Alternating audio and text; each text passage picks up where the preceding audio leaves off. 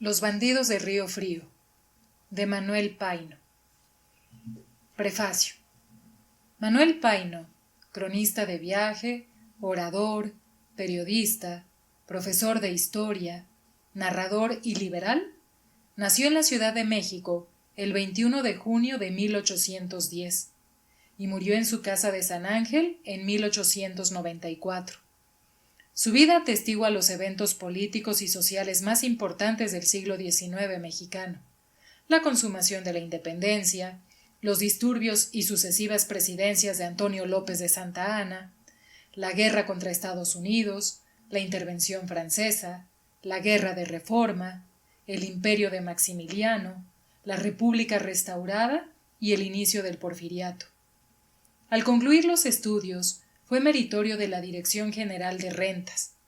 Tuvo una imprenta en compañía de Juan de la Granja, introductor del telégrafo en México, y sirvió como secretario del general Mariano Arista.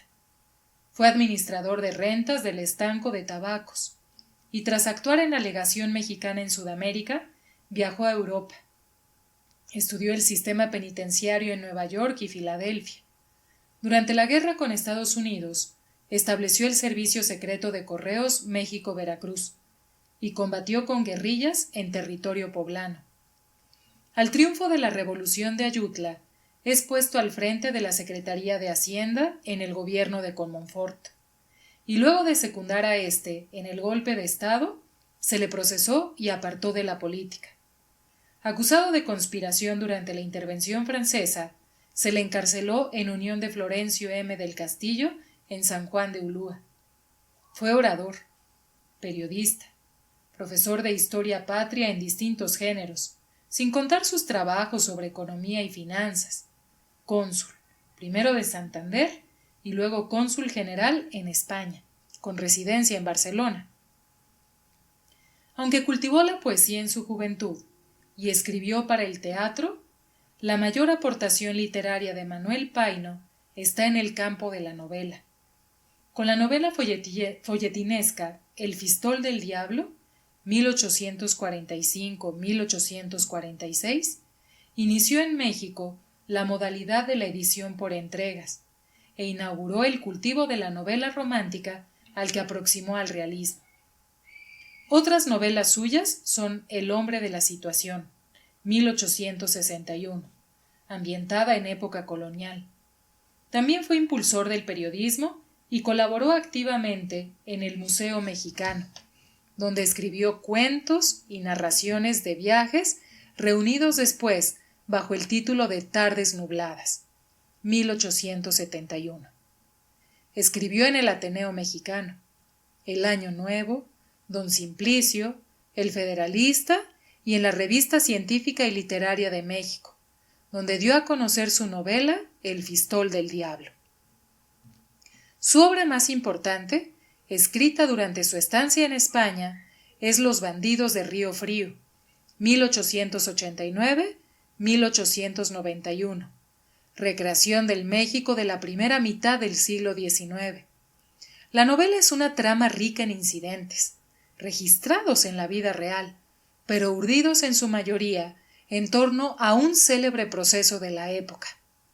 Publicada la obra bajo el seudónimo de Un ingenio de la corte, el autor la consideró novela naturalista, humorística, de costumbres, de crímenes y de horrores. Sus ediciones posteriores se mantienen como éxito permanente de librería, y en el curso de los años no pierde animación ni colorido del que pudiera llamarse un magno y fresco mural costumbrista de la vida mexicana a partir de la caída del imperio. Los sucesos giran en todos los estratos sociales de la época, pretexto adecuado para pintar a potentados, profesionales, militares, artesanos, mercaderes, indios, clérigos, ladrones. También se esmeró el autor en enaltecer en la novela los atributos favorables de varias poblaciones de la República en una época en la cual el impulso de viajar originaba múltiples titubeos y especulaciones. Manuel Paino intentó en sus largas novelas contribuir a la instrucción del pueblo, exhibiendo retratos de la desigualdad, la injusticia, el robo organizado y la corrupción como la enfermedad endémica que nadie ni nada podrían erradicar de la vida social y cultural de México. Luis Rutiaga. Prólogo del autor. Hace años, y de intento no se señala cuál, hubo en México una causa célebre. Los autos pasaban de 2000 fojas y pasaban también de manos de un juez a las de otro juez sin que pudieran concluir. Algunos de los magistrados tuvieron una muerte prematura y muy lejos de ser natural. Personas de categoría y de buena posición social estaban complicadas y se hicieron, por este y otros motivos, poderosos esfuerzos para echarle tierra, como se dice comúnmente, pero fue imposible. El escándalo había sido grande. La sociedad de la capital y aún de los estados había fijado su atención, y se necesitaba un castigo ejemplar para contener desmanes que tomaban grandes proporciones. Se hicieron muchas prisiones, pero a falta de pruebas, los presuntos reos eran puestos en libertad.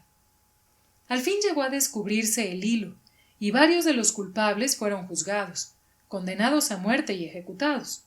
El principal de ellos, que tenía una posición muy visible, tuvo un fin trágico. De los recuerdos de esta triste historia y de diversos datos incompletos, se ha formado el fondo de esta novela, pero ha debido aprovecharse la oportunidad para dar una especie de paseo por en medio de una sociedad que ha desaparecido en parte, haciendo de ella, si no pinturas acabadas, al menos bocetos de cuadros sociales que parecerán hoy tal vez raros y extraños, pues que las costumbres en todas las clases se han modificado de tal manera que puede decirse sin exageración que desde la mitad de este siglo a lo que va corrido de él, México, hasta en sus edificios, es otra cosa distinta de lo que era en 1810. Este ensayo de novela naturalista, que no pasará de los límites de la decencia, de la moral y de las conveniencias sociales, y que sin temor podrá ser leída aún por las personas más comedidas y timoratas, dará a conocer cómo, sin apercibirse de ello, dominan años y años a una sociedad costumbres y prácticas nocivas, y con cuánto trabajo se va saliendo de esa especie de barbarie que todos toleran, y a la que se acostumbran los mismos individuos a quienes daña. La civilización, de que todavía está por desgracia muy distante el mundo todo, es una especie de luz difícil de penetrar y de alumbrar bien los ojos que parecen tapados, por siglos enteros, con una venda negra y espesa. ¿No es este un discurso sobre los progresos de la civilización en Europa y América? Que si tal fuese, podrían marcarse los puntos negros que todavía manchan a las naciones que se tienen hoy por más cultas y adelantadas.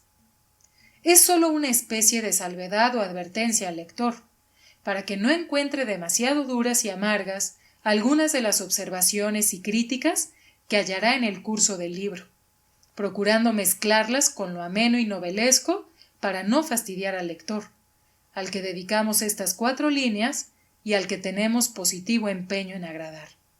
Manuel Paino, Madrid, agosto de 1888.